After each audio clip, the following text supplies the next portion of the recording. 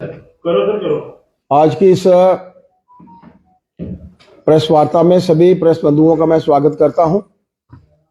मेरे साथ हमारे पूर्व उप मुख्यमंत्री Kavindra Gupta ji, chief spokes person Sunil सेठी जी, पूर्व एमएलसी अजय भारती जी, प्रदीप जी हमारे मीडिया इंचार्ज। मित्रों, आज सुबह का जो जम्मू कश्मीर यूटी की असेंबली में जो वाकया हुआ, जिसमें सुबह एक रेजोल्यूशन ऑनरेबल एमएलएस के सामने जो था वो पेश किया गया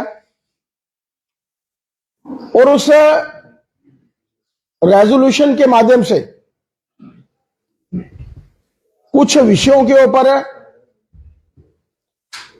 बगैर चर्चा किए हुए, शोर शराबे के बीच में अक्सर होता है असेंबलीज में, विपक्ष द्वारा उस विषय को, जो विषय किसी भी तरीके से असेंबली में पेश नहीं किया जाना था, वो पेश किया गया, जो असेंबली के अधिकार क्षेत्र में ही नहीं था, और उसके ऊपर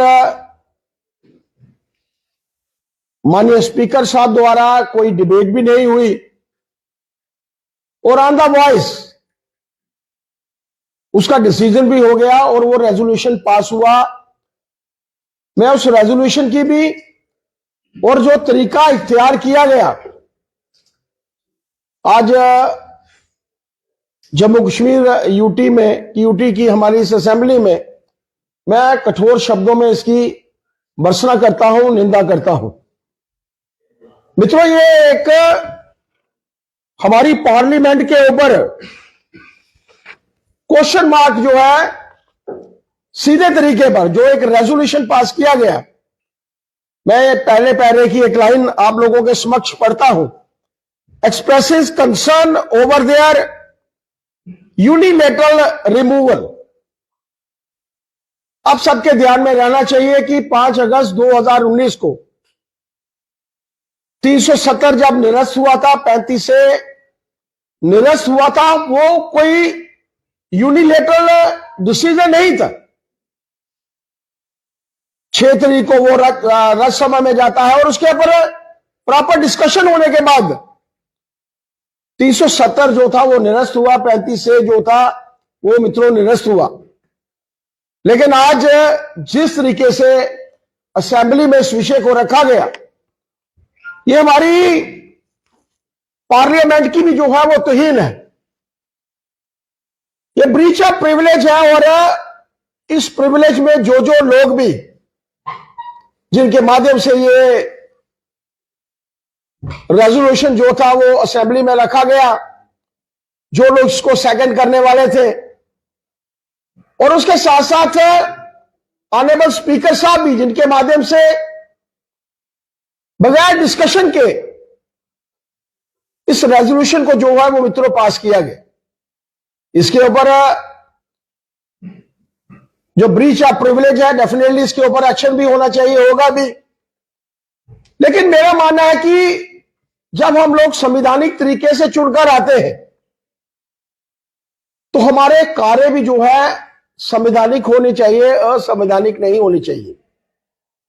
आज जिस तरीके का वातावरण आज जम्मू कश्मीर की असेंबली में बनाया गया, वो किसी भी तरीके से इस प्रदेश के हित में नहीं है।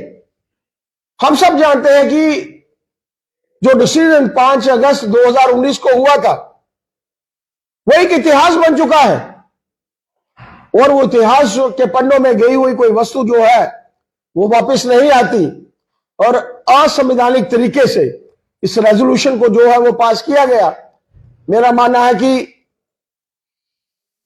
जो एक्शन ब्रीच ऑफ प्रिविलेज के माध्यम से एक पार्लियामेंट में होना चाहिए, इस विषय को भी जो है वो होगा।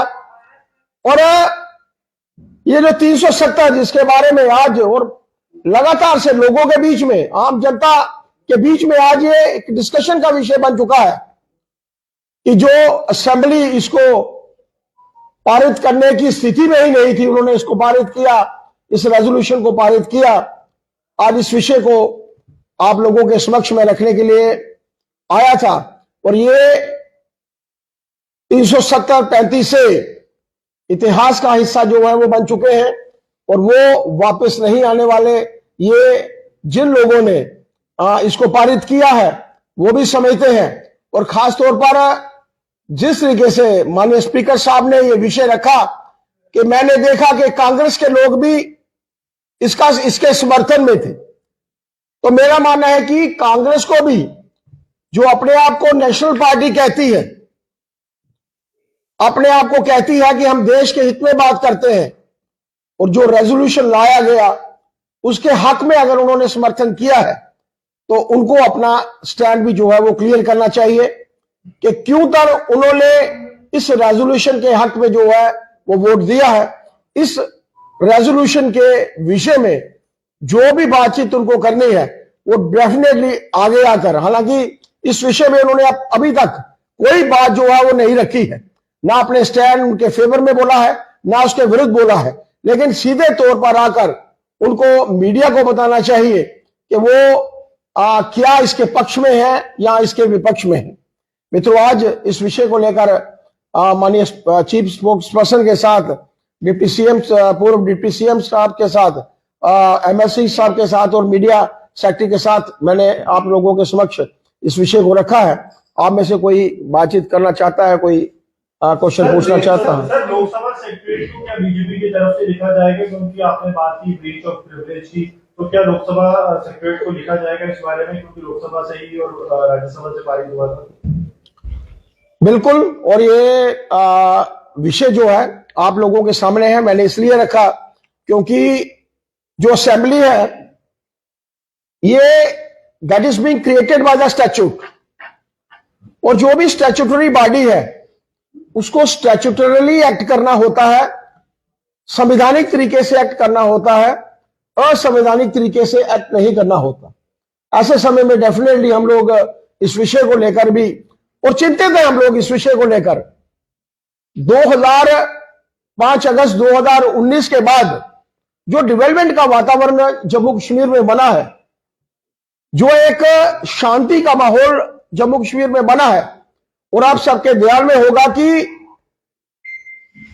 एक इतना बड़ा चुनाव हुआ, कितने दिन लगातार चलता रहा, 90 सीटों के ऊपर चुनाव लड़ा गया, कोई अनटूवर्ड इंसिडेंट नहीं होता, क्योंकि इस ड्यूटी को उस वक्त एलजी एडमिनिस्ट्रेशन के माध्यम से चलाया जा रहा था।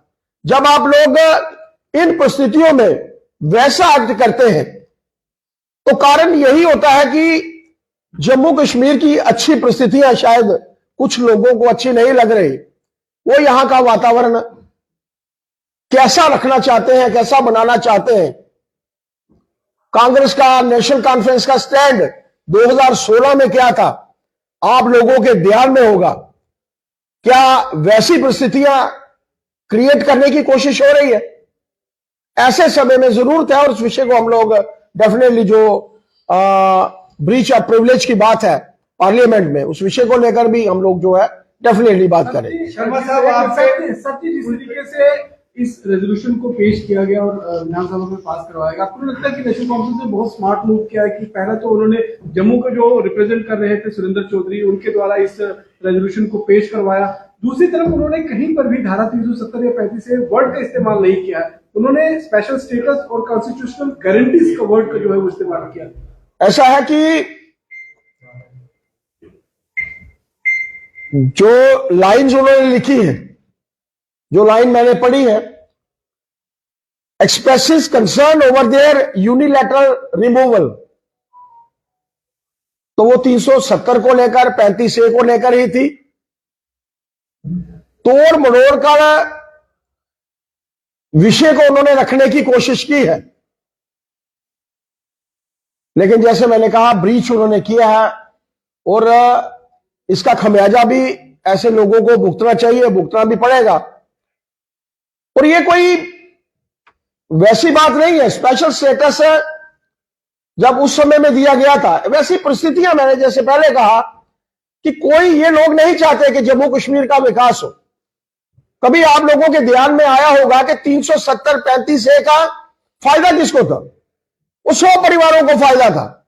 वो 100 परिवार आज भी जो है वो चिंतित है कि कैसे उस नुकसान की भरपाई की जाए जो 2019 से लेकर आज तक उनको हुआ है। तो शायद ऐसा ही वातावरण जो है उनके माध्यम से क्रिएट किया जा रहा है। शर्मा साहब, उनके घोषणा पत्र में तो पहले से ही उन्होंने रखा था कि 370 और 35A के ऊपर प्रस्ताव पास किया जाए जैसे ही उनकी सरकार बन गई। भारतीय जनता पार्टी ने 26% मत लेकर जम्मू कश्मीर की सबसे बड़ी पॉलिटिकल पार्टी जो है भारतीय जनता पार्टी बनी है। 1,86,000 वोट भारतीय जनता पार्टी ने नेशनल कॉन्फ्रेंस से ज्यादा लिए। ऐसे समय में ये ठीक है उनके एजेंडे में था, लेकिन क्या उनके एजेंडे में वो ये बात समझते हैं एक बार, 2 बार, 100 बार भी ये रेजोल्यूशन पास करेंगे? यही मुख्यमंत्री थे जिन्होंने दिल्ली में कहा था कि केंद्र में वही सरकार है जिन्होंने 370 को 35A को निरस्त किया था। ऐसे समय में ऐसी तवक्को नहीं रखी जानी चाहिए। लोगों का ध्यान भटकाने के लिए उनके मैनिफेस्टो में था अगर, तो वो 3 चौथाई मत बहुमत लेते ना, 75% सीटें लेते ना, लेकिन वो मात्र 23% मत है उनका, और 23% मत में भी इतनी सफिशिएंट सीटें नहीं है। जैसे मैंने पहले कहा कि कांग्रेस को भी अपना स्टैंड जो है वो क्लियर करना चाहिए। वो देश भर में चुनाव लड़ते हैं, वो मात्र जम्मू कश्मीर में चुनाव नहीं लड़ते।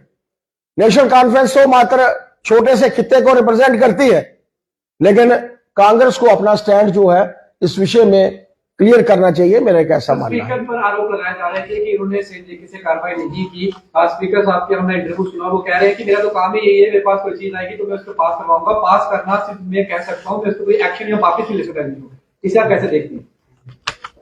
माननीय स्पीकर साहब, माननीय कविंदर जी भी स्पीकर हैं। 3-3.5 साल का अंतराल मुझे भी विधायक रहने का मौका मिला है। स्पीकर किसी पॉलिटिकल पार्टी का नहीं होता। वो चुनकर अवश्य आता है किसी पॉलिटिकल पार्टी से विधायक बनके, लेकिन जब वो कुर्सी पर बैठता है तो उसे एज ए जज एक्ट करना पड़ता है। क्या डिस्कशन करवाना उनका काम नहीं था? क्या विधायक का काम है, विपक्ष का काम है शोर करना? तो ऐसे समय में जब 370 निरस्त हुआ, 35A निरस्त करने की बात केंद्र में रखी गई थी, उन्होंने विपक्ष ने शोर डाला था, लेकिन क्या डिस्कशन नहीं हुई थी? उसमें प्रॉपर डिस्कशन हुई थी। दोनों हमारे हाउसेज में प्रॉपर डिस्कशन करने के बाद इसको 370 और 35A को निरस्त किया गया था। और ऐसे समय में स्पीकर साहब ने भी, जैसे मैंने कहा, प्रिविलेज मोशन जो है वो लगेगा, जो ब्रीच ऑफ प्रिविलेज है, डेफिनेटली उसके ऊपर हम लोग भी बात रखेंगे, और वो होना ही चाहिए, क्योंकि ये जो लोग चुनकर आते हैं उन्हें पता होना चाहिए कि कैसे हम लोगों को एक्ट करना है। Thank you very much.